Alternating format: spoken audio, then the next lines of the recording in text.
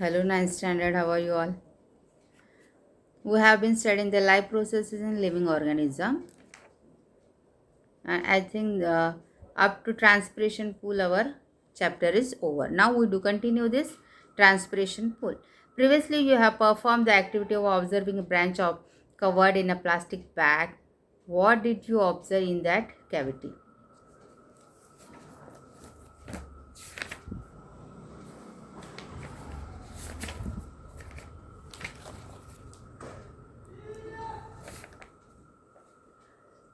See here, transpiration through leaves. यहाँ पे diagram दिया गया है 15.3 here minerals water is taken by root and it is transported towards the last leaf of the plants. How it's transport?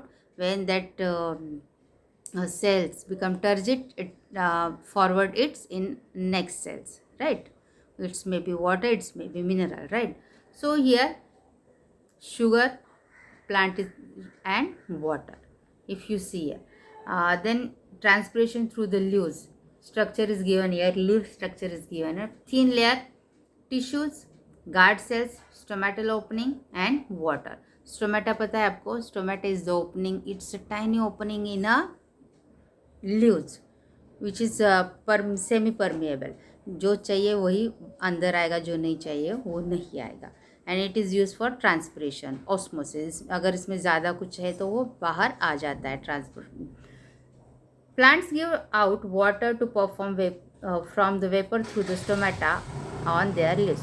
Two cells called guard cells are present around the stomata. These cells control the opening and closing of stomata. ये guard cells है, उससे ही ये stomata control होता है, closing and opening. Transpirations occur through the stomata. Water is release into the atmosphere by the leaves through the process of evaporation. Evaporation process में क्या होता है? वाटर बाहर आता है लीव्स से. तो ये कैसे आता है? Through stomata. And stomata is the opening of, किसे होता है? गार्ड सेल से ओपन होता है, बंद होता है. So, as a result, water level is the epidermal layer of the leaf decreases. Water is bring up to the leaves through the xylem so as to compensate for the lost water. Transpiration helps to absorb of water and minerals and distribution of all parts of plants, whereas root pressure perform the important role pushing the water up during the night time.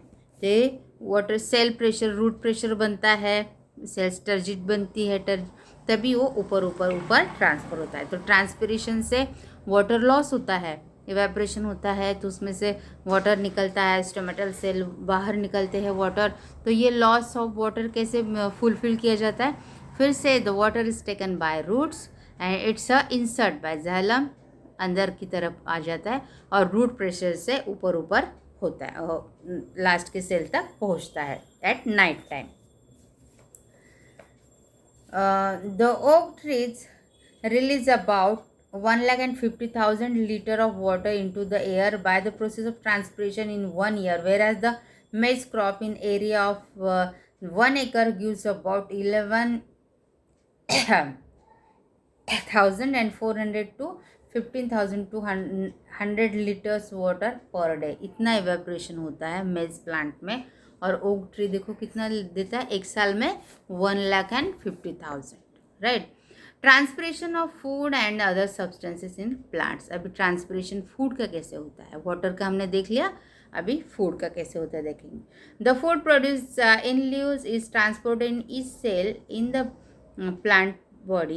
Excess food except amino acid is stored in roots, fruits and seeds. ज़्यादा जो food होता है amino acid से कहाँ store हो जाता है? Roots में, फ्रूट में और सीड्स में. This process is called translocation of material. Means store करके रखा है, तो उसे क्या बोलेंगे? Translocation of materials. It is carried out in both of the upward and downward direction by the फालम. The translocation of material is not a simple physical process. It requires energy. This energy is obtained from ATP. ये energy हमें ATP से मिलती है. However, food material like sucrose is transported toward a part of plant via the phylum with the help of ATP. The water concentration decreases in this part. ये ATP means adeno triphosphate, ये energy है। इसके लिए इसको हम detail में पढ़ेंगे कब, 10th स्टैंडर्ड में। आपको चैप्टर ही है ग्लाइकोलाइसिस एंड ऑल, तो इसमें आप पढ़ेंगे तो आपको समझ में आएगा। However, the food material like sucrose is transported toward the part of fat via phylum with the help of ATP. In water concentration decreases in this part. जब सुक्रोज मटेरियल ट्रांसपोर्ट होता है प्लांट में तो उसमें concentration of water decrease होता है, वो part का पानी की कमी हो जाती है, सॉरी कॉन्सेंट्रेशन डिक्रीज हो जाता है। As a result water enters the cell by the process of diffusion. आपने ये डिफ्यूजन ये प्रोसेस 9th स्टैंडर्ड में पढ़ा है, 8th स्टैंडर्ड में पढ़ा है ना, सेल्स ऑर्गेनेल्स में, हाँ सेल एंड सेल ऑर्गेनेल्स, उसमें पढ़ा है ना डिफ्यूजन एंड ऑल, ये प्रोसेस कैसे होता है, ऑस्मोसिस वगैरह। तो ये प्रोसेस है। This process help to phylum transport the materials, due to increased pressure, food is pushed into the neighboring cells where the pressure is low. The process helps the phylum to transport the material as per the need of plant.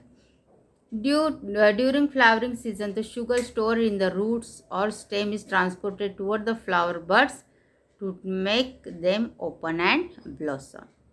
तो ये process है डिफ्यूजन्स, उससे ये energy enter होती है, means जो चाहिए वो ट्रांसपोर्ट किया जाता है एक सेल से दूसरे सेल तक, यहाँ तक कि जब फ्लावरिंग सीजन होता है तो ये ओपन एंड ब्लॉसम के लिए भी, बर्ड के ओपन एंड ब्लॉसम के लिए भी ये एनर्जी स्टोर की जाती है, वहाँ तक पहुँचाई जाती है। Now this transportation is completed. Food and water का ट्रांसपोर्ट कैसे होता है प्लांट्स में, ये देख लिया। और now we see the excretion in plant, how it's perform.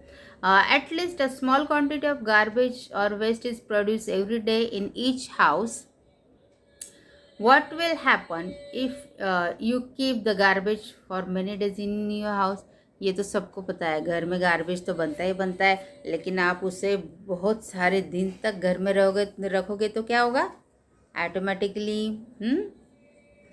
Smell तो करेगा, उसके बाद माइक्रो ऑर्गेनिजम्स आ जाएंगे, आपको डर्टी स्मेल के साथ साथ बीमारियां भी हो सकती है।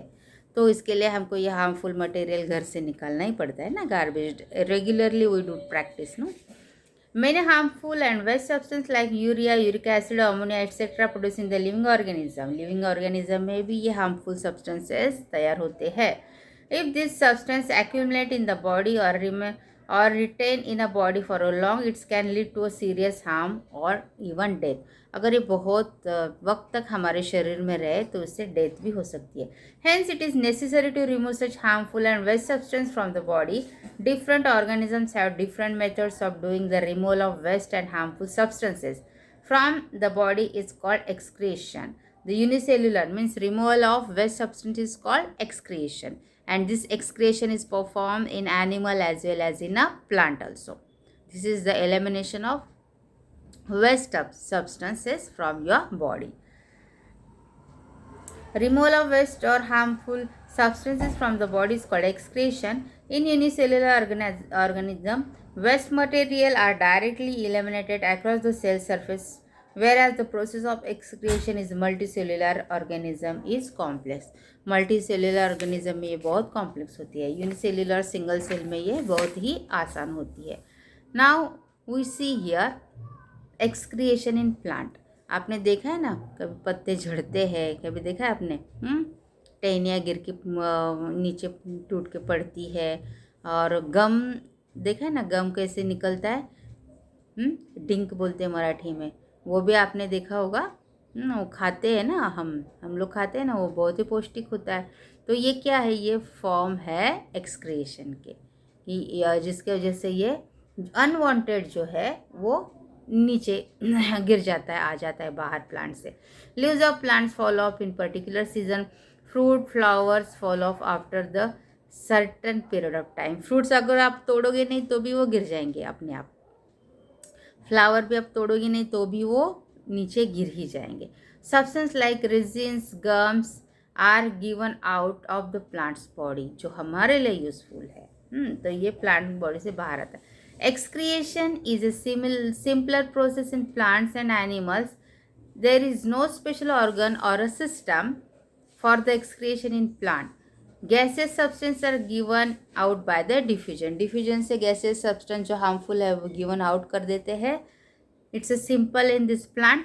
Most of the waste substances of plants are stored in vacuoles of leaf cells in the flower, fruits and bark of the stem. इसमें यहाँ पे वैक्यूल्स में स्टोर किया जाता है सब्सटेंस को, मोस्ट ऑफ द सब्सटेंस को. After some time this part fall off, और ये थोड़े दिनों के बाद ये जो पार्ट है स्टोर किया हो वो फॉल ऑफ होता है. Some other waste materials are store in the old and worn xylem in the form of resins and gums. ये हमारे लिए बहुत यूज़फुल होता है. रेजिन्स एंड गम्स है ना, दोनों भी हमारे लिए फ़ायदेमंद है. उसमें जाइलम में ये रखे जाते, स्टोर किए जाते हैं. Some waste materials are also given out through the root it is in surrounding soil. तो रूट से भी एलिमिनेशन होता है और वो सराउंडिंग सॉइल में जाता है. So excretion in plant we further see here gums and latex. It is also a part of excretion. Observe and find. Observe your mother while she cuts elephant foots. Amorphophallus. ये आपने कभी देखा है? आपने इसे क्या सूरन बोला जाता है ना. खाते हो कभी? देखने में बहुत भद्दा लगता है लेकिन बहुत अच्छा होता है. तो जब इसे काटते हो तो क्या होता है? Arum leaves. Your hands may also begin to itch if you try to cut this leaf. तो इससे क्या होता है? ईचिंग होने लगती है हाथों को. क्यों ईचिंग होती है? Your hands may also begin to itch if you try to cut. Why does this happen? Try to find out. Ask your mother what she does prevent the itching. तो ये ईचिंग होती है जिससे chemical है उसकी वजह से होती है, उसमें जो पैदा होता है. तो ये ना हो तो इसके लिए हम क्या करते हैं? कोई कोई हाथ को तेल लगा लेता है, या उससे आसानी से हम ये ईचिंग को स्टॉप कर सकते हैं. In some plants waste materials are present in the form of crystals of calcium oxalate. तो कुछ प्लांट्स में ये क्रिस्टल्स है कैल्शियम ऑक्सोलेट में, उसमें भी वेस्ट मटेरियल होता है. They are called raphides. इसे क्या बोलते हैं? रैफिड्स.